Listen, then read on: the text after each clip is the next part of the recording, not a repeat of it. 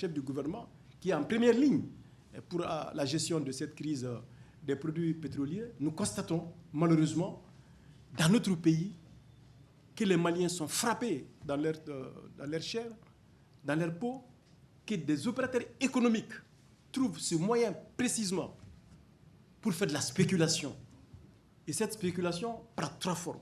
La première forme, c'est toutes les questions liées à la rétention des stocks. Toute chose qui est contraire aux règles du commerce. C'est une violation des règles du commerce. Parce que plus on procède à la rétention des stocks, mieux on crée la pénurie. Et mieux on crée la pénurie, plus on va vers des flambées des prix. Et je dois dire, comme je l'ai dit tantôt, qu'aujourd'hui, on est dans un système, les prix des hydrocarbures, c'est des prix réglementés dans notre pays. Deuxièmement, il y a aussi des hausses non justifiées. Toute chose qui est contraire à la réglementation et à la fixation des prix réglementés par le gouvernement. Et la troisième chose qu'on voit de la part des opérateurs économiques, c'est toutes les questions liées à la désinformation sur l'approvisionnement du pays, de façon à créer la psychose dans notre pays, afin que chacun puisse ruer vers les stations d'essence.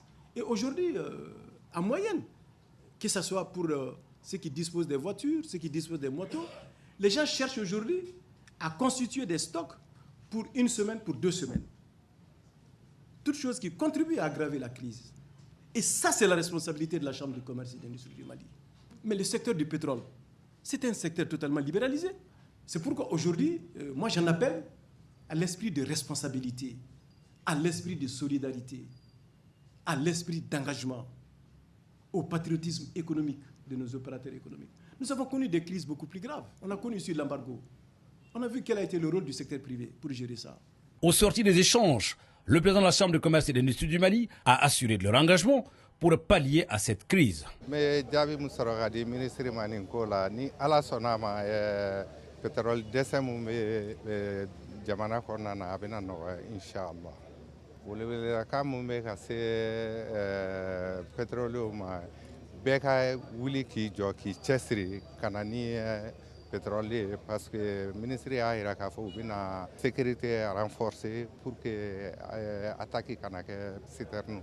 Nous me ferait que la guerre a nous fait au d'abla parce que comme il y a un vrai importateur tout quoi parce que pour officiel il veut faire ce rôle là déjà c'est pas la peine qu'il faut faire faraka il faut faire faraka bon d'autres de tata bidona qu'il faut faire faraka ama nous fait au d'abla.